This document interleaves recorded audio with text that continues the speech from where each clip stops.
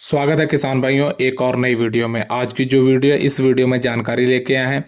आज की जो वीडियो किसान भाइयों बात करेंगे कि बसंतकालीन अगर आप गन्ना बुआई करने जा रहे हैं तो इसमें ट्रेंच विधि विधि से बुआई करें या सामान्य विधि से, क्योंकि बसंतकालीन गन्ना बुआई अब फरवरी से स्टार्ट हो जाएगी। बहुत सारे हमारे किसान भाई अब गन्ना बुआई तैयारी करने में लगे हुए हैं। तो यहाँ पे बात आती है कि ट्रेंच विधि से हमें गन्ने की बुआई करनी चाहिए या सामान्य विधि से। इन दोनों विधि के बारे में बात करेंगे कि इनके नुकसान और फायदे क्या हैं, कि आखिर हमें गन्ना बुआई किससे करना चाहिए। तो किसान भाइयों, अगर आप हमारे चैनल पे पहली बार आए तो चैनल को सब्सक्राइब करके पास वाली घंटी दबा लीजिए, ताकि आपको आने वाली हर एक वीडियो की नोटिफिकेशन सबसे पहले मिलती रहे। तो बढ़ते हैं वीडियो की तरफ। तो बात करेंगे बसंतकालीन गन्ना बुआई में ट्रेंच विधि से बुआई करें या सामान्य विधि से, क्या नुकसान और फायदे हैं। तो किसान भाइयों, अगर यहाँ पे हम चीनी मिलों की बात करें तो चीनी मिल जो है वो कभी किसान के फायदे की तरफ नहीं जाती हैं। उनको इस चीज़ से कोई मतलब नहीं है कि यहाँ पे किसान को फायदा होगा या नुकसान होगा, क्योंकि चीनी मिल हमेशा अपना ही फायदा देखती हैं। क्योंकि वो चाहती हैं कि जो भी गन्ना आए उसकी रिकवरी अच्छी हो, भले वो किसान के लिए किस्म अच्छी हो ना हो, पर चीनी मिलें दबाव डलवा के उस किस्म को किसान से लगवाती हैं। तो ऐसे ही जो चीनी मिलें हैं वो ट्रेंच विधि जो है उसका गन्ना बुआई करने के लिए किसानों को ज़्यादा दबाव डालती हैं कि आप ट्रेंच विधि से बुआई करें। क्योंकि ट्रेंच विधि से जो सामान्य विधि जो होती है, ट्रेंच विधि से गन्ना बुआई अगर किसान भाई करते हैं तो उससे ये फायदा होता है कि गन्ना काफ़ी मोटा होता है, गन्ना तगड़ा होता है, रिकवरी अच्छी बढ़ जाती है। इस वजह से चीनी मिलें ज़्यादा दबाव डालती, पर आपको अपने फायदे के लिए ही बुआई करनी है। तो सबसे पहले ट्रेंच विधि के लाभ की बात करेंगे कि इससे आपको लाभ क्या है। इस विधि से अगर हम गन्ना बुआई करते हैं तो किसान भाइयों सबसे पहले आपको जान लेना जरूरी है। इस विधि से हम बुआई करते हैं तो अगर हम ट्रेंच विधि से दो नालियां निकालते हैं तो एक नाली में अगर हम गन्ना लगा रहे हैं तो एक नाली में दो लाइनें गन्ने की जाती हैं, तो उन दो लाइनों के बीच जो गैप होता है गन्ने का वो 10 इंच का होता है। आप समझ रहे हैं, यानी एक नाली में दो लाइनें गन्ने की जा रही हैं अलग अलग, तो 10 इंच का उनके बीच गैप होता है।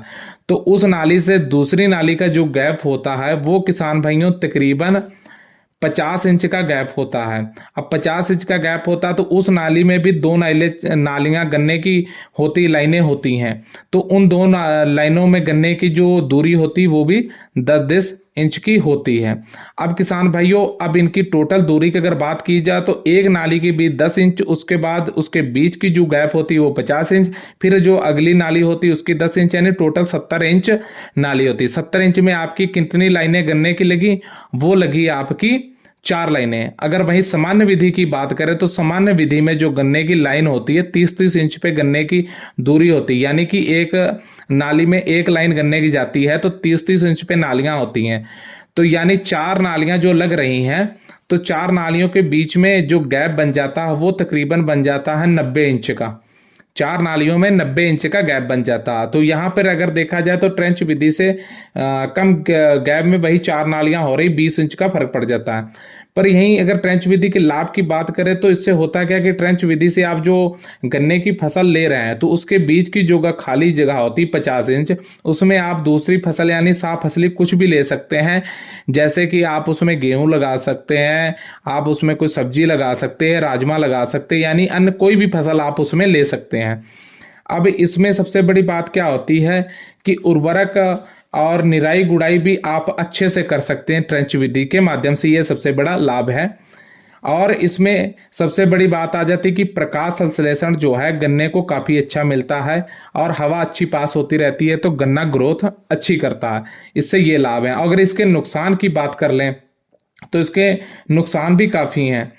तो वही लाभ जो है तो प्रकाश संश्लेषण अच्छा पास होता है। जमीन की अगर बात करें तो जमीन क्या होती है कि जमीन गहरी थोड़ी ज़्यादा होती है, गन्ने की नीचे तक बुआई होती है तो गन्ना जो है गिरता कम है और जमीन अच्छी ताकत देती है और गन्ने को अच्छी ताकत प्राप्त होती है जमीन से। नुकसान की बात करें तो नुकसान इसमें क्या है, अगर दोनों लाइनों में आप कोई साफ फसली नहीं लेते हैं तो आपको नुकसान देखने को मिलेगा, क्योंकि अगर आप साफ फसली लेते हैं तो फिर तो कोई दिक्कत नहीं, अगर साफ फसली नहीं लेते तो नुकसान देखने को मिलता है, क्योंकि इसकी आप जुताई जो है ट्रैक्टर और पशु वाले हल से बिल्कुल भी नहीं कर सकते।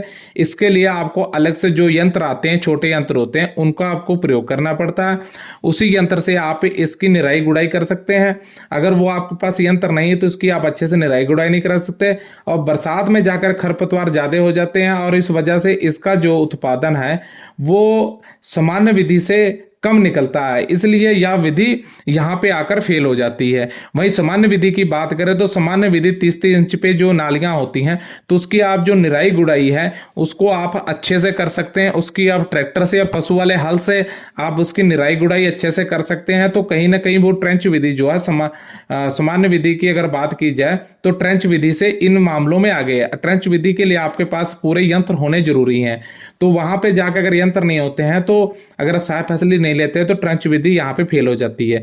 तो किसान भाइयों, जब भी आप गन्ने की बुआई करें, चीनी मिलों का फायदा ना देखते हुए आप अपनी सोच समझ से अपना फायदा देखकर बुआई करें। तो अगर मेरी राय है, मैं अगर रेकमेंड करूंगा तो आप लोगों को सामान्य विधि से ही गन्ना बुआई करने के लिए करूंगा, क्योंकि मेरा जितना मानना है सामान्य विधि से अगर आप गन्ने की बुआई करते हैं और अच्छे से निराई गुड़ाई करते हैं तो आप जो ट्रेंच विधि मेथड से गन्ने की बुआई करने के बाद ट्रेंच विधि मेथड वाला जो गन्ना है बुआई हुआ है उससे ज़्यादा आप सामान्य विधि से गन्ने का उत्पादन निकाल सकते हैं। तो इसलिए आप सामान्य विधि से बुआई करना चाहते हैं तो सामान्य विधि से अच्छे से बुआई करें। बसंतकालीन गन्ना बुआई के लिए आप ट्रेंच से ना बल्कि सामान्य विधि से गन्ने की बुआई करें। तो आपको हमने सामान्य विधि और ट्रेंच विधि दोनों के ही बारे में बता दिया कि इनके क्या नुकसान और फायदे हैं। तो वीडियो अच्छी लगी तो किसान भाई वीडियो लाइक कीजिए, शेयर कीजिए, चैनल को सब्सक्राइब करके पास वाली घंटी दबा लीजिए। धन्यवाद।